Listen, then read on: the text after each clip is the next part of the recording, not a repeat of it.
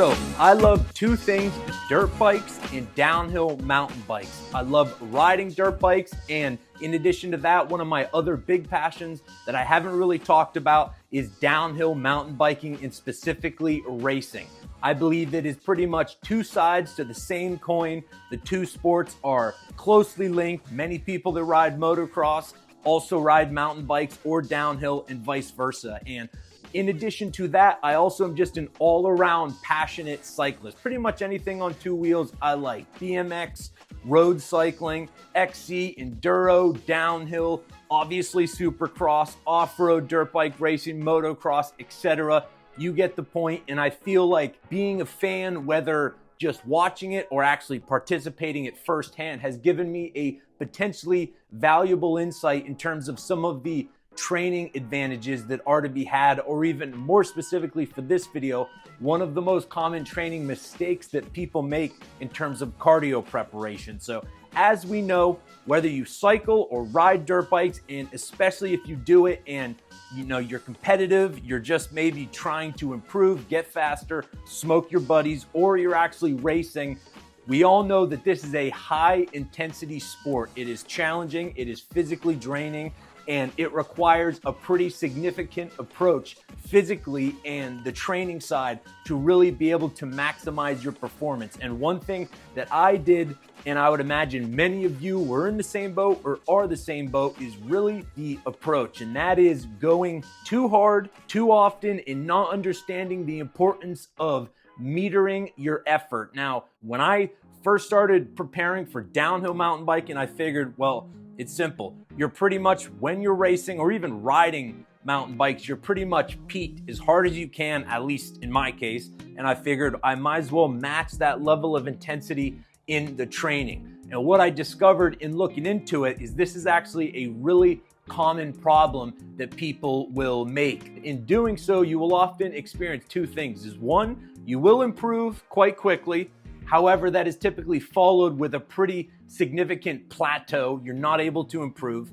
And number two, you're going to experience pretty significant accumulated fatigue, because those hard efforts really should be tapered in a way that you're not just kind of annihilating yourself, because yeah, those take a lot out of you. It takes longer to recover, and it's not necessarily just going as hard as you can as often as you can. But the real reason that that is problematic is this, and it has to deal with your body's ability to clear lactic acid. So there is approximately 5 different zones of cardio, and it is well worth it whether you're just, a recreational rider trying to improve or you're a racer. It is worth it getting familiar with how these different zones affect and influence your cardio capacity, and specifically zone number 2. This is the secret to improving your body's ability to clear that sensation that we all, get when we're riding, and you start to feel that burn, you start to feel that cramping.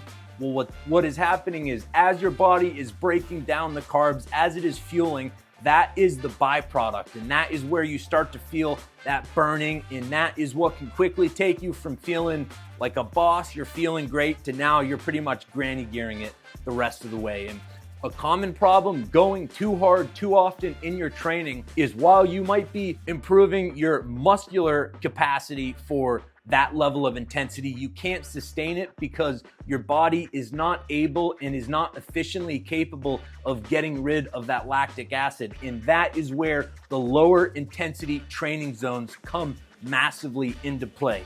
It sounds complicated, it's really not. This is all you need to do. Train at different levels of intensity. Do not, succumb to the urge of just blasting it every time, because you are going to plateau, you're going to go hard, your legs are going to start to burn very quickly. They get kind of pumped up, and then you're kind of toast. So it is really surprisingly beneficial to incorporate each different zone of training intensity into your cardio regimen. There's a pretty easy way to distinguish these different zones. Zone 1 is your easy warm-up level intensity. You can easily hold a conversation. You're not taxing yourself. It's pretty easy. Zone 2 is where you kick it up a notch. You're starting to breathe heavily. You can still easily talk, but you're now kicking it into gear. The sweat's starting to go and the breathing, the heaviness of the breathing is starting to increase. That's zone 2. That's really what you want to incorporate into your workouts, into your cardio regimen, because this is really where you're going to be able to take advantage of that biological response in being able to clear and really efficiently deal with that lactic acid buildup. But at zone 3, this is where you can talk, but it is very challenging. It is labored. Your breathing is starting to really pick up, and while you can still maintain a conversation, it's a struggle.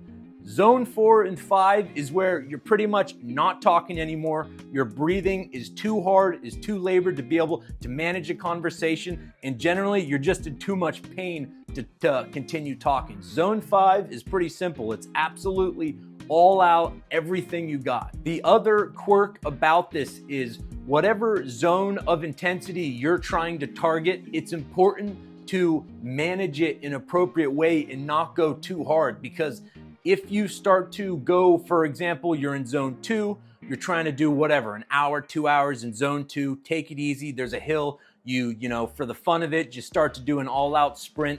Apparently, as soon as your body clicks into that next gear, it can take like 30 minutes for it to change back in that lower intensity cardio zone.